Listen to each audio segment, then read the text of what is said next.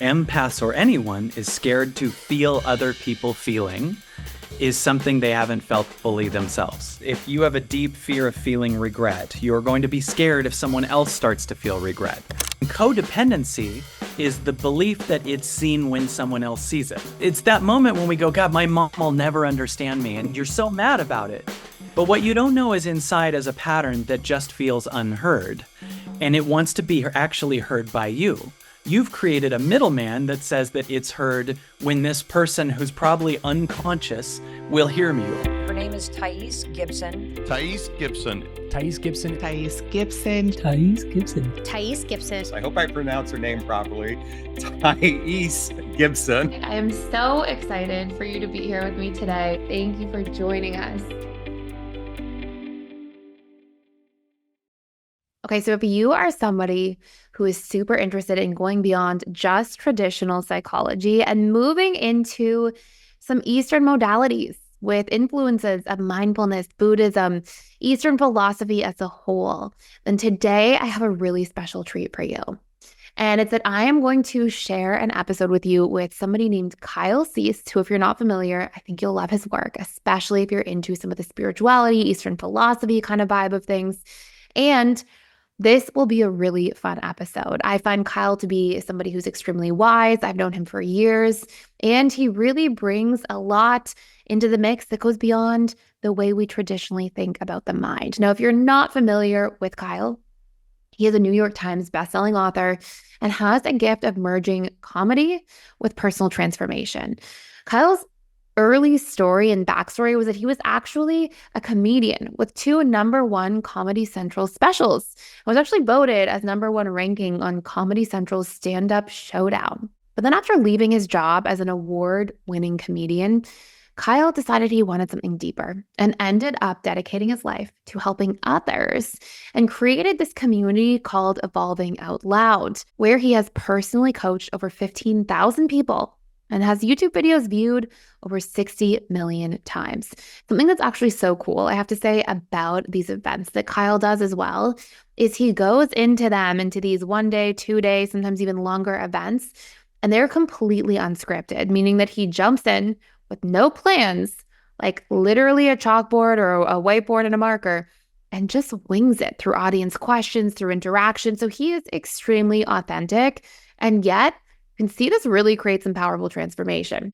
In today's episode, we are going to dive into what it means to really self-love and how to go beyond the egoic concept of self. You may hear me in this episode today refer to attachment. And when I do refer to attachment, we're not talking attachment styles. We're talking attachment from a more Buddhist perspective, from an Eastern philosophy kind of point of view, where part of our mind is a coping mechanism will attach to the things around us and think that they are a part of us. But that actually can create some inherent suffering. As an example, you may attach to your job. I am my job, and think that that's such a part of who you are. But then if you lose your job, it can feel like a total attack on your identity.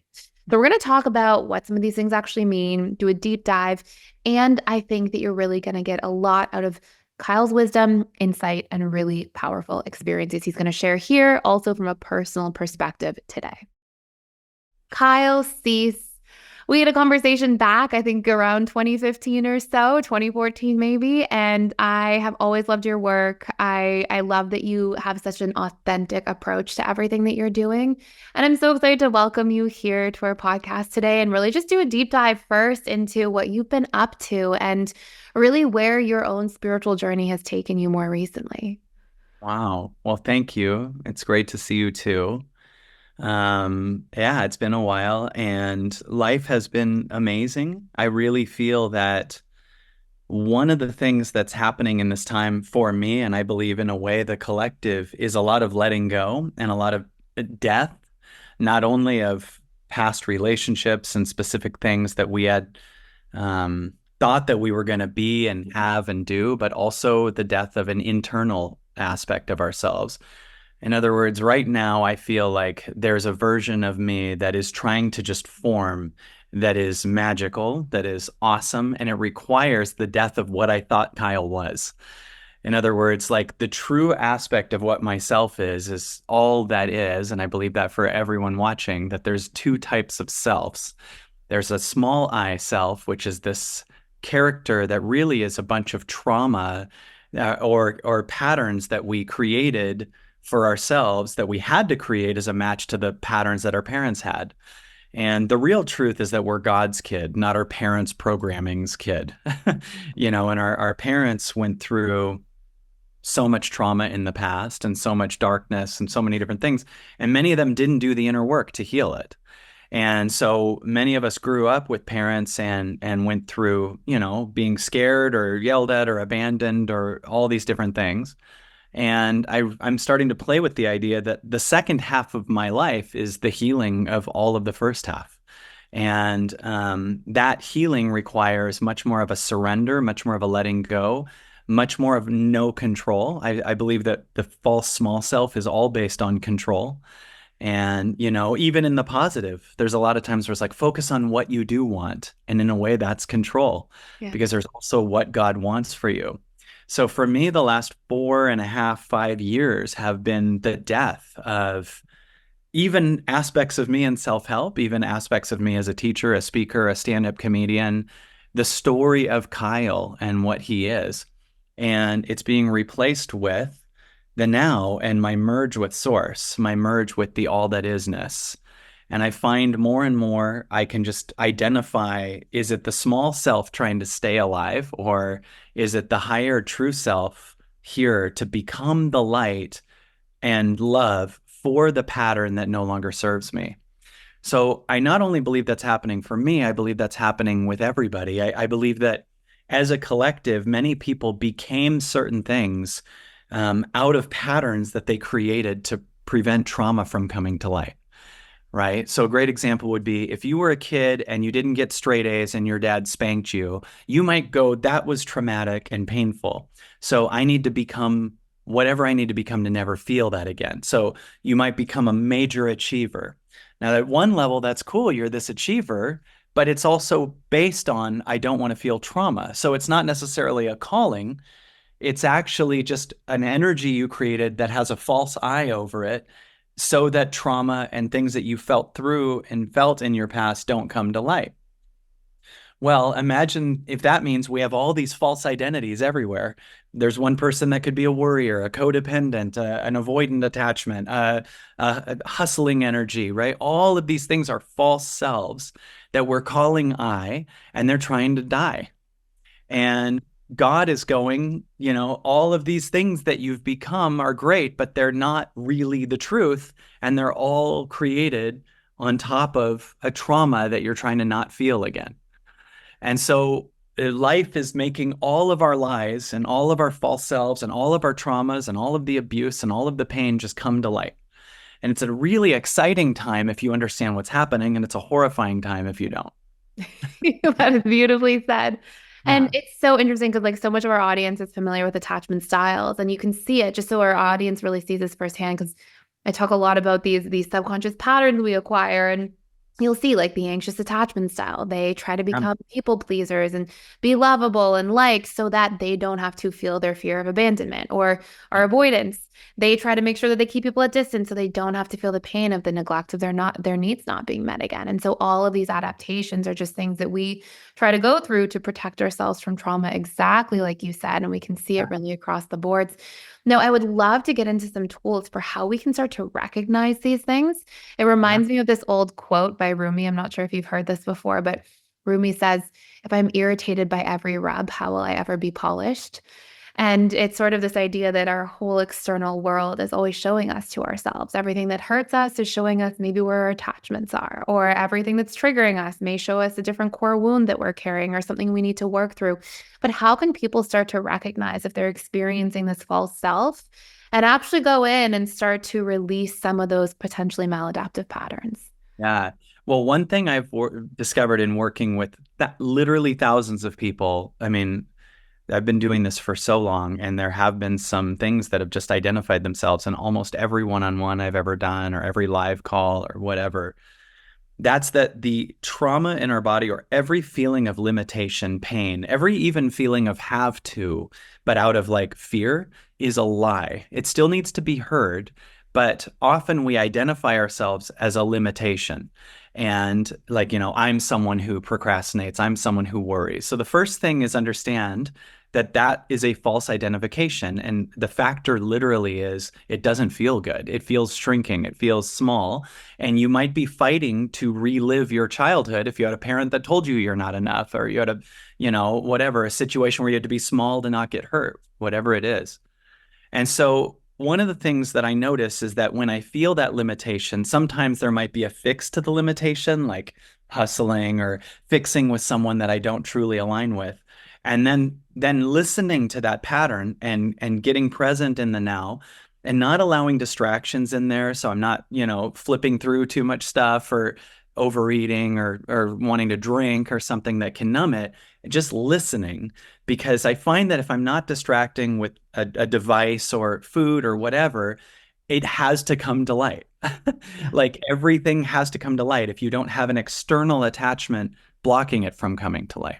Yeah. So it's almost if it's as if God is 24/7 trying to pull every lie out of your body, but we have this constant attachment to everything in the third density to stop it from coming to light. So it's like we're like, if I just watch Netflix all day, or if I just stay with other people that are not looking at their trauma and gossip about someone else or whatever, then I don't have to face these dark pains that are here. And so the first thing I find is let go of a lot of things at the best you can that shrink your vibration, that maybe you think you habitually do or you've done your whole life. But if you're holding on to, like whatever, sugar, well, maybe you go, well, when I eat sugar, I'm connected to my mom when I'm a kid, or I'm not yelled at, or whatever. So it's a pattern that's trying to stay alive. When you finally have the courage to go, that's a pattern, that's not me. I'm going to become what I am, which requires a deeper listening to the now, more meditation, more connecting to nature, whatever. You'll find that the energies that are outside that are really you want to come in and remove this thing. That your job is to connect to a higher frequency and become the God version of you. And taking this idea that I said earlier, that you're God's kid. If you think you're your parents' kid, you're also then your parents' patterns and all the crap they went through when they grew up, and their childhood abuse if they didn't clear it, and all these different things. So if you get that you're God's kid, you're just the now, and the now always wants to expand, right? So the old pattern is much more about contracting, control, addiction. And we're going through this identity crisis right now where we think that's us. And if we go deeper and not just work on the addiction itself, but like the one that has that addiction out of a deep fear, and you start to connect to the now and you listen to higher fields, and it just wants to bring all this up. And it can bring it up in dreams. It can bring it up, in just listening to silence when you wake up. It can bring it up just in you choosing something that expands you versus the normal habits that contract you. So when you go, man, I do have a calling for this that just showed up. It's expansive. I don't know what it'll look like. That's a good way it's the real thing, when you have no idea what it'll look like, because it's making you follow this higher thing that you don't have mental evidence of, which means you'll go into an expansive place. The mental will let go, right, eventually, when you follow that higher. So I guess this is a little Bashar-esque, but like following your highest excitement is a real thing, and letting go of the patterns that bring in the contracting you, allowing yourself to be heard, letting the patterns be heard by the you that's here now, by you not distracting yourself, brings these patterns to light. And what's even crazier is I believe very much, the more I do this work, that the world mirrors you. So when you go up in frequency, you'll notice that the rest of the world starts freeing itself of its lies too. So the more you go up, the more you start to see the lies of the media come out, or the lies of control, or bad politicians, or, trafficking. All these different things have to come to light. It's a time where the darkest stuff is coming to light. Right. And there was a time where there was less light showing, and we could, not look at these patterns. And it's an amazing time because right now our collective viewpoint and consciousness is expanding. Absolutely. Right. So the good news is your lens is bigger. The bad news is you're discovering there's an attic and there's dead bodies in here and rats and trauma and anger that want to come to light, right? And be heard. So Absolutely. good news and bad news. Your vision's bigger, but there's a bunch of gunk in there you haven't looked at yet. I love that. And I do totally see what you're saying in terms of so many things coming to light in the mainstream media, or just, all the things that have been there that have been repressed for maybe a long time. And there's sort of this big awakening taking place, which is so powerful. I just wanted to pop in here and let you know we are doing a 7-day free trial to the All Access Membership Pass at PDS, which means you get access to literally everything inside of the school. And this includes the 4 live webinars I do with our students every single week. And on top of that, you get access to all of our different courses. We have over 55 different courses on relationships, communication, boundaries, emotional mastery, guilt and shame, learning your needs, so many different facets that are really important to master our lives and feel really good about our lives going forward. And last but not least, there's a daily community event. We have trained facilitators and coaches who are in there doing that work, showing up to support you on your journey every single day. Please join me on the other side. Come check it out. See if it's a fit for you. I'd love to see you there. Go ahead and sign up by clicking the link in the description box below. Now, what if somebody is the individual? So here's, as you were sharing some of those things, what came to mind for me. So when I was a little kid, my parents used to fight like really badly, like, big fights and arguments. And I remember I'd be like 5 years old, and we had this like treat drawer, and I would go to the treat drawer and I would take these big packs of gum. They had these like Wrigley packs of gum, and I would take one and I would go hide behind the couch and I would just chew the gum, chew the gum, chew the gum, spit it out, get a new piece, chew the gum, chew the gum, chew the gum. And going into my early adult years, I definitely like ate too much sugar, and I quit sugar like maybe 10 years ago now. And that was, great for me and my health and well-being. But what's so interesting about what you're saying, and where I think that I would love for you to share for our audience, like some of the nuances, is that sometimes those things that were these maladaptive coping mechanisms, we actually wired into our own subconscious mind with positive associations originally. Like sugar meant relief, or it meant escape, or it meant pleasure. And then you went on to share about how, the next thing that our higher self is calling us towards can actually be something that feels really good and feels really expansive. Can you help individuals just differentiate between those things that are pleasure seeking and those things that maybe feel good versus the experience of that actual true expansiveness? Will it be something they feel in their body? What kinds of ways could you differentiate those two? God, what a great, deep, magical question. It's so wonderful to be interviewed by someone that is clearly in the work and healing themselves too, and understands and can meet me on that level of conversation. Yeah. So I do believe that even unconsciously, we have a connection to still what the truthiest truth is, right? In other words, a person could right now go and have 10 margaritas and enjoy it, but have somewhere that's still, it's really hidden, that knows this is not your highest choice. Right. Yeah. And then use a bunch of other things. Well, everyone else is drinking it, or I get to because it's my birthday, whatever it is. And we override the deeper knowing. And I have found that I'm on this planet to know what I truly am. And I want to use this life to do the very best I can to find the real truth of what I am, so that I'm not just here kind of running the motions of the habits that I learned as a child or see society doing. I'd rather, imagine if we're all grabbing onto our caterpillarness, but there is butterfly energy available. And at one point, some people will have a shift where that calling to find the butterfly self that's not as consumery and addicted and codependent and all those things is a deeper calling. And some people don't have that flip where they just kind of want, I believe right now there's a battle between addictive connection and true expansion, right? So that your soul is going, I want to expand. And then the ego will come in and go, well, that expansion would require me, in this example, to stop eating sugar, but I feel connected to my mom when I eat sugar. I'm not left out when I have sugar. This sugar means this thing, right? So it's almost like the idea of connection is actually being used as an excuse to stop the true aspect of yourself. And so there's a lot of people who are like, there's a cocoon here, but I'm going to stay connected to all these other caterpillars who are all avoiding their cocoons too. And then there's this courageous moment where you start to go, I want to know what the butterfly me is.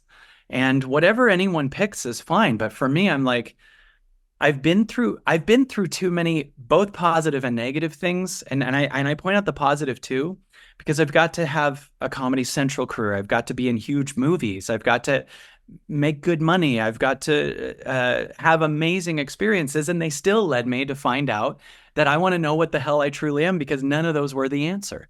Yeah. Right. I got to be in huge things and do big things. And they just taught me, well, that was a road that went nowhere too. And I'm not saying don't have the things that you want, but one great thing that comes with getting everything you want is discovering that's not the answer to your life. So to move into the butterfly me is an honor and something I don't want to overlook in this life. And I feel like there's a possibility I could heal 20 lifetimes in this one life. And that's what I'm working on. And it requires me to sit through a lot of pain, a lot of darkness, but then be willing to say, okay, I'll be what the new person is. I'll stop, drinking. I'll stop the addictive energies. You know what I mean? And create space for all the darkness in me that I can find in this life to come out. And what's the byproduct of that? My 7-year-old daughter gets a much better father. She can heal anything that comes up. If I heal mine, that can be a byproduct of it. We can move into a world of freedom and expansion and not be stuck to whatever the whims of the government say to do or what society says to do. And I believe more and more as you go up, if you really believe in things like the David Hawkins scale, if you go up, one person that goes up in vibration can heal millions in a lower frequency. And we start to make a world where just holding on to and avoiding looking at your trauma isn't the highest. We could heal our trauma in this life. We can be free. And whether the one egoic construct that seems like a positive thing is people go, I can't wait till other people heal. And it's like, no, it's literally down to you doing it. And not trying to shift everyone. That's the empath's last addiction is trying to get your partner or your mother to, shift. And it's like, no, I'm going to heal me. And the byproduct can be the world will heal with me. I love that. And it reminds me so much of this concept or idea I came across once, and it talked about how the reason we want the world to heal is because we just want to change the way that the world makes us feel. And so really the whole time, it's just us needing to change how we're feeling about our external world. And I think that's one of the most interesting things that's coming up is, as I've gone through my own journey too, of sort of waking up to some of the different things that happen in the deep, dark corners of the world. It's so easy to be like, oh, it shouldn't be this way or get frustrated. But then it's like, wait, I'm just back in resistance. I'm just back to being in a different place in my ego mind by judging the external world and soliciting my own feelings in accordance with how I'm judging things. And so it's even showing us like to go into that work of how things externally are still making us feel. And I'm curious if you feel comfortable sharing. Like, I think, everything you're saying is so powerful. And do you have like a tangible example you can share about something that you released or you let go of, and how that actually shifted, not just, the relationship you had to yourself, but even like you mentioned to your daughter, because to your point too, when we change things, if we want the collective to change, if we want the external world to change, it only happens because enough individuals actually change themselves first. Like the collective doesn't just change unless there's some sort of individual, all across the world doing those things. So I'm curious if you have an example of something that impacted specifically. Well, I mean, there's so many. And one thing, if I just play off of that, is noticing at one point it was a discovery that changing the world is very egoic. Yeah. Wow. Right? That it is not, it is a mirror of me. So it's a control aspect that wants to change the world. And I have had at times different attachments to my audience getting me. I still go through that, but I also know there's a lie there. Like there's a part of me sometimes that can get really hooked on, did a video go viral? Or it's a really weird thing being a spiritual speaker, because you also, if you know what you're doing, do get a big audience. And then at the same time, you can get caught in a dynamic of, now I'm here to shift them and watch me shift them. And there's also a higher you where God comes in and goes, can you let go of your attachment to that? Can you even let go of your audience? Can you let go of needing anyone to follow you? Because I'm here to put you into your own butterfly versus make you be the one that shifts everyone. And one day someone did tell me something that was a strike to my ego, but was also total freedom for me, which was, just so you know, if you stop doing this, people will still shift. And oh my God, was that humbling, because I felt like I'm the one that can shift people and I'm so good at it. And I am, but none of this matters because still God's got everyone and it requires their participation. And some people shift when they're walking down the street by themselves or see a gum wrapper in a ditch, right? This is a very gum themed episode. But like, one of the things I've recently had to let go of is the beginning of my attachment to my role as a spiritual speaker and a world changer. And even though I have heroes like the Wayne Dyers and the Eckhart Tolles of the world, God might be trying to take me to a direct shift. So I've literally had to release attachment to people shifting. And one way that's manifested is, in the past, I've had clients that, or people that showed up in my life at a store or whatever, that I would get so into wanting them to shift that I could stay there for an hour, 2 hours with them. And if they don't get it, I'll almost be stuck at shifting them. And the deeper me realizes I'm trying to open my mom up. And one of the things I've tried to do in the past is shift people that weren't necessarily wanting to shift, because that would be my mom seeing me. Yeah. And if my mom could see me, the belief is then I'm enough. And God has put me in a position where it's like, I want you to see you. And so it's been this very humbling thing where I found an analogy I came up with recently is, many of us have become really good at becoming light in a dark world, meaning like that we want to be light and then find people that are not awake so we can shift them. So it's like a butterfly is looking for as many caterpillars to shift. But our next level of freedom is when we start to become light in a light world. In other words, where you go, okay, I'm finding light in me, but I'm also going to bring people into my life that also see me and expand me, right? Because a lot of times people love to shift the heaviest people up, but they don't move. And then we don't feel seen in ourselves, right? So a way that's manifested is recently, I've started dating and I'm now engaged to a woman that sees congratulations. me. Thank you. And she sees me. Her name's Amber. She's magical. She sees me the same way I see her. So both of us now are taking each other past our false selves.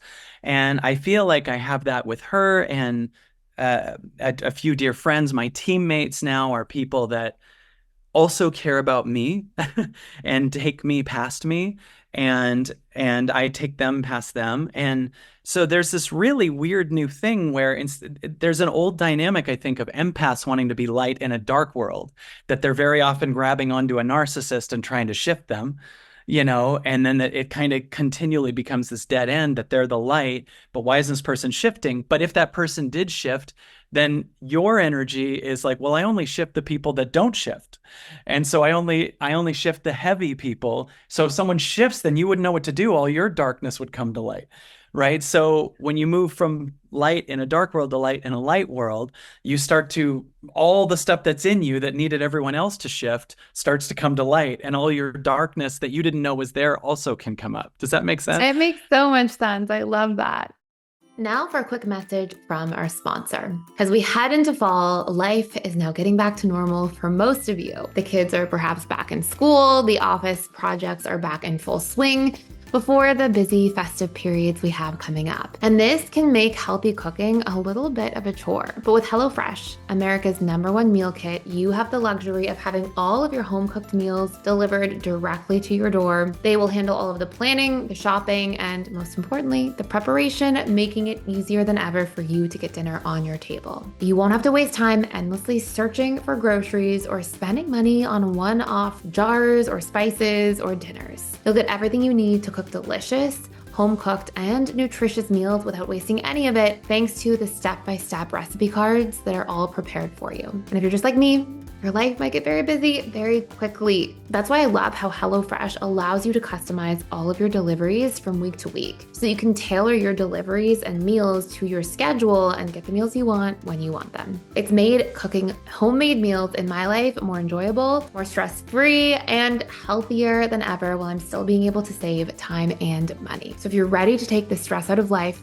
and enjoy nourishing home-cooked meals for you and for your loved ones, you can get free breakfast for life. Go to HelloFresh.com/free Thais. That's THAIS is how you spell my name. And you'll get one free breakfast item per box while your subscription is active. That's free breakfast for life just by going to HelloFresh.com/free Thais, THAIS.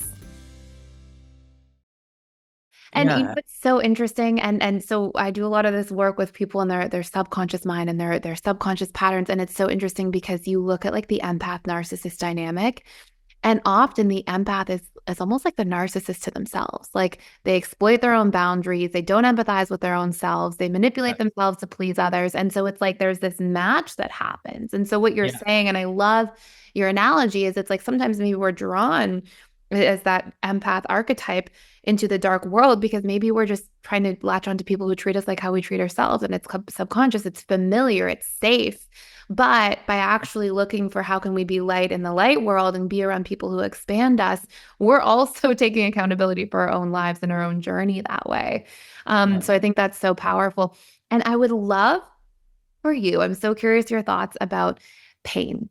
So, you know, I think that when we talk about the topic of empath, I was for sure this archetype at one point, and I remember just really digging into it and exploring it and realizing that I was just so afraid to see other people in pain because I viewed pain as this exclusively bad thing. So because pain was intolerable for me to see in other people, I would try to fix all their pain so that I could fix me not worrying about them. And upon further exploration, one of the big findings I had from that was like, wait, when I look back at painful times in my own life and things I really went through that were like dark night of the soul, really, really difficult, those were some of the most beautiful growing experiences I ever had the opportunity to go through. Yes. And seeing pain as like not this exclusively negative thing was so meaningful. And I'm curious your thoughts about that and just how that applies to the idea of the empath as a whole. Well, one of the things that I've discovered that empaths or anyone is scared to feel other people feeling is something they haven't felt fully themselves, right? So in other words, if you have a deep fear of feeling regret, you're going to be scared if someone else starts to feel regret. If you don't want to feel through guilt that's in your body, you're going to try to stop someone else from feeling it, right? Like, or sometimes they create other people feel it. Like I'll feel it through that person, right? Like, so you want them to feel, there's two ways we handle it, right? I remember a story that I've told before, but it's really trippy. A long time ago, there was a woman that I was dating, and she was a wonderful woman, but it wasn't the right relationship for me.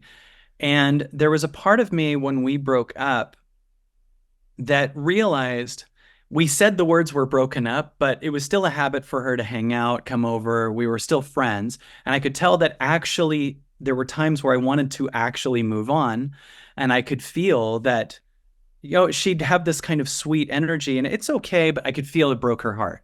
And I could feel this fear of me abandoning her. Yeah. Right. And I have that same fear. Please don't abandon me, because the worst thing in the world would be that. So I don't want to do that to her. So I kind of unconsciously had opportunities that felt like potential decent relationships that I would be interested in, but I didn't want to go further because I was worried it would hurt her. And weirdly, the solution to this is so trippy, but I ended up doing ayahuasca. And I took ayahuasca and I felt nauseous because that happens. And while I'm on it, I felt this energy that was like a fish in my stomach. And the fish had her head, the woman that I had dated's head. And I just saw at one point her flapping around and I ended up throwing her up. I watched her flap around in the bucket.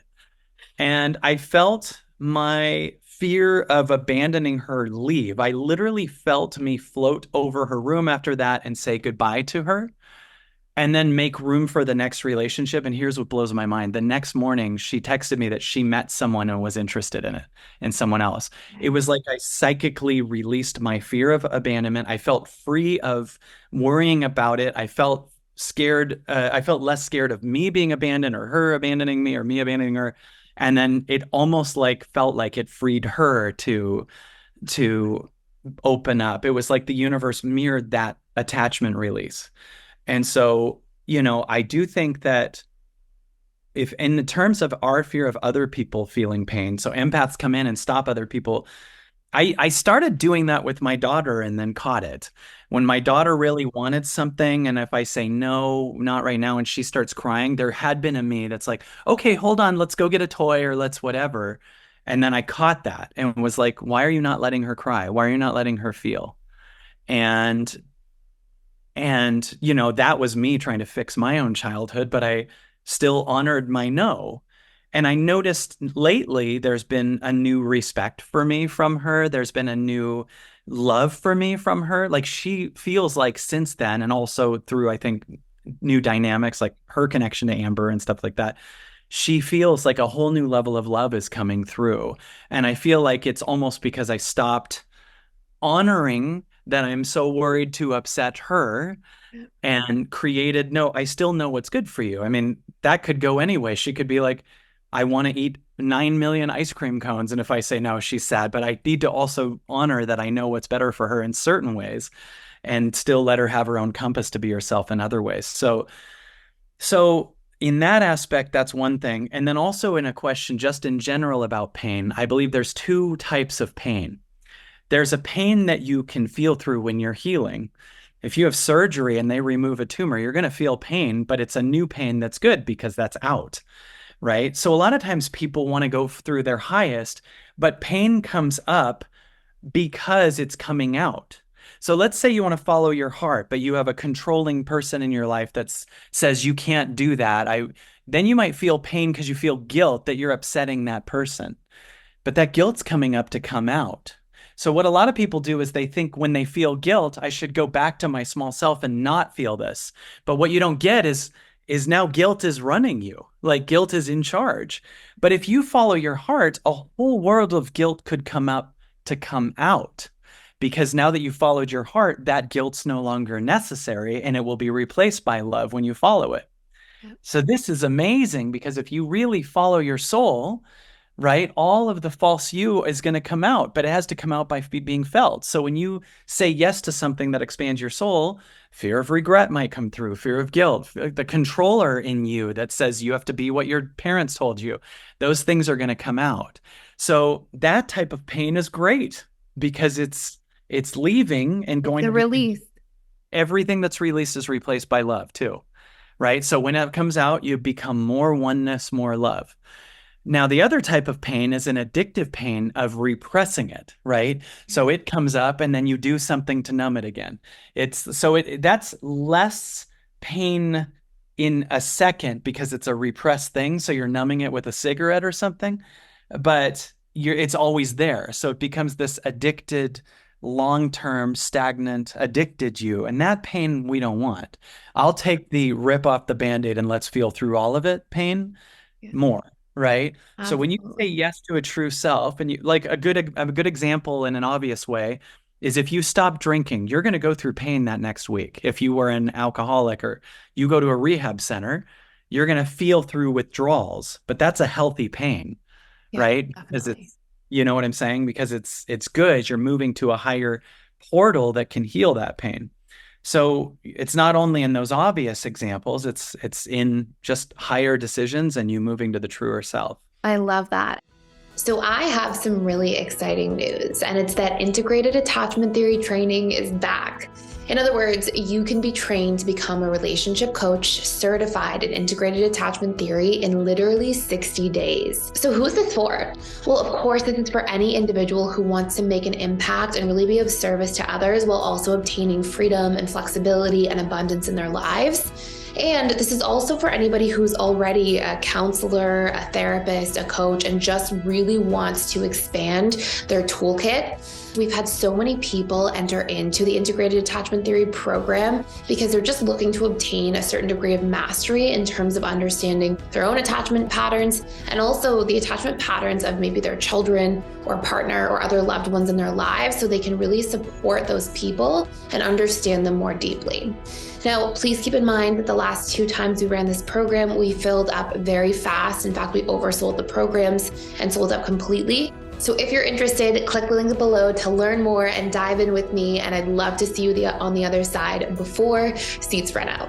And it's so interesting too, because I feel like pain always comes out in different ways when we attempt to repress it. So you get this like short-term gratification of shoving the pain down with television or drinking or whatever it might be. But then usually there's this pain of not feeling fulfilled by your life because you're always pleasure seeking and you're numbing, or not feeling like you're truly present. And there's pain that comes with that. So it's almost like it's just displaced into different directions, which is so powerful. Yeah, so absolutely. Yeah. So I'm curious to hear for a moment too, you mentioned your relationship with your daughter, and I think that that's probably one of the easiest places to try to control is with children, because, we're supposed to take care of our children and make sure that they're never in pain. And I can see how it'd be so easy to get into a place where you just never want her to be upset or never want her to feel sad. But at what point do you think, whether it's, her as a child or even our own like inner child relationship, at what point is it important for us to learn to sit in that pain? And when we do sit in that pain, how can we often see that pain transform? Like what actually happens for somebody who's listening to us going, yeah, you sit in the pain or you let your daughter sit in the pain, but then what? So what sort of tangible, actionable steps would you have for people at that point? It's interesting because one of the things I noticed is that my daughter didn't cry that much, like meaning feel through things, but I could feel a little bit of a repressed energy. So there were times where I felt like that, I could feel there were feelings she had, but no, everything's fine, kind of a denial kind of thing. And as I think about it right now, I'm like, that would probably be a match to me coming in and stopping her from feeling by letting her have the toy or letting her whatever, right? That's a match, right? And lately I've seen her feel more and she's become more open and emotion based. As far as that in general, because I heard kind of a combination of questions. I'm doing her and then also just how does someone feel through it? Well, one thing I've noticed is it's never happened where pain that comes up doesn't come out if I'm willing to participate with it, right? So this is a huge factor. And a way to participate with it is to stop being the old pattern that was repressing it, right? So, if you find yourself overly codependent constantly, a way to start to heal that is catch how the pattern is wanting so much to make sure everyone's there for you and don't abandon me, and get present for it and don't need someone else to be present for it. Like allow yourself to become the space to see it, that it's never been seen. And the number one problem with all the patterns inside is they haven't felt seen. And codependency is the belief that it's seen when someone else sees it. Ooh, I love that. Wow. I really like that line. Right. So codependency is like, it's that moment when we go, God, my mom will never understand me. And you're so mad about it. But what you don't know is inside is a pattern that just feels unheard. And it wants to be actually heard by you. You've created a middleman that says that it's heard when this person who's probably unconscious will hear you. Yeah. Right. So you've said that when mom gets me, then I'm heard. Yeah. Right. And so, but then mom might not be doing the same inner work as you and going to the seminars and meditating and everything and not healing. So you've created a middleman that's like a very stuck energy, and you've created a belief falsely that it's seen when they see it. But patterns in you don't work like that. They just want to be seen. Yeah. And so you can heal your codependency a lot by noticing it's mad that someone else didn't see you or honor what you wanted. And you instead see the one that feels alone. I love. And yeah, I remember one time there was someone I texted a long time ago and they didn't respond. And I started just feeling annoyed because like at the time we were a couple and I felt that why aren't they responding to where, I even saw they had read it and everything and they don't care and all this stuff, right? And as time went on, I started feeling like, dude, they don't even care about me. And then it graduated to something much better. I feel unwanted. Do you see the difference between they don't care about me? That puts you in blame and anger, but there's a graduation to I. I feel unwanted.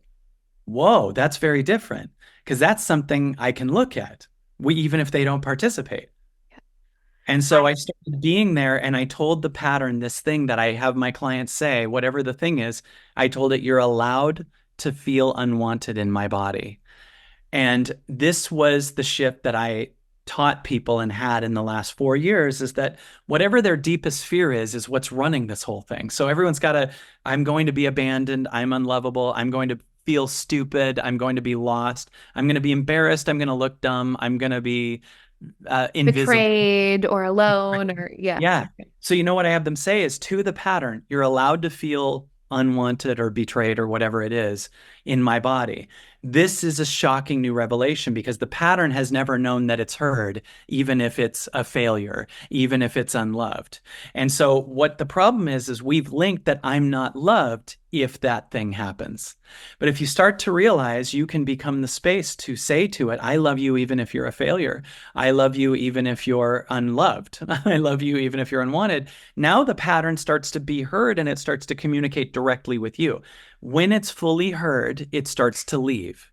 Yeah. And it leaves permanently. I'm not saying there's not a ton more of that pattern, but what leaves permanently. And you start to become more and more the viewer that saw the pattern or the unconditional love for the pattern that it never had. And you can become the pattern that the parent that the pattern never had. I And love that. that is what we're here to do is become the unconditional loving light and the parent that the pattern never had. And when you do, it starts to come to light and it starts to leave. That is so beautiful. That is so beautiful. I always share with people as well to add to that, which is like very along the same lines. It's like sometimes that thing where we're like, oh, I'm going to be betrayed or I'm going to be abandoned. Oftentimes this is we're doing those things to ourselves because we were conditioned that way and then we repeat them. So also stop abandoning yourself, stop betraying yourself, make a list of all the ways you do those things and what you're going to do differently. But I love your take even more honestly about like, hey, like just make space to allow those sensations, those feelings to exist. So I And how love you. ironic is this? I would just want to point out one other thing here. I know you have to go, but I'll just point out this one thing. There's nothing that makes it feel more unseen than the second it comes to light for you to see, then you go to another person and get them to see it. Right. So imagine if my daughter said to me, I don't feel seen by you. And I go, well, let's run to the neighbor and and I don't hear her. I'm like, let's show someone else. So what makes it feel unloved is you leaving it to get someone else to see it.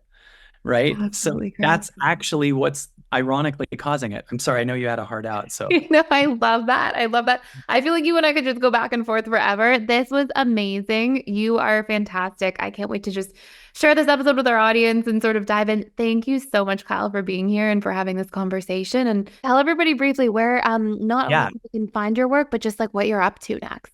Well, one simple one is just a request to please just subscribe to my YouTube channel. We're putting amazing things out. The second thing is we did make a giant 2-day event, a product that we made $20 that could have been $1,000, but I'm just really into getting the content out and getting it to the masses more. So we created a video series called The Angel You Forgot About. And the angel you forgot about is amazing because the point of it is that every time you're feeling a darkness, we often look at the darkness, but it's really helpful to grab onto an angel that's available. There's always an amazing space holder, a therapist, God, a tree, meditation, whatever available. And this stems from the fact that there was a point in my life where I almost jumped off a bridge. I felt very suicidal. And my teammate Mary called me right then. It was like an angel came in and listened to me just enough to stop me from doing it.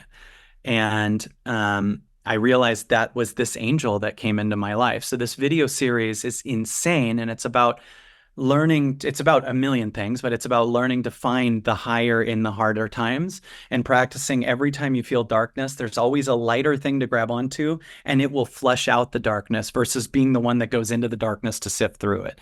So go to kylecease.com/angel for that. There's also a membership site that's insane called the Absolutely Everything Pass.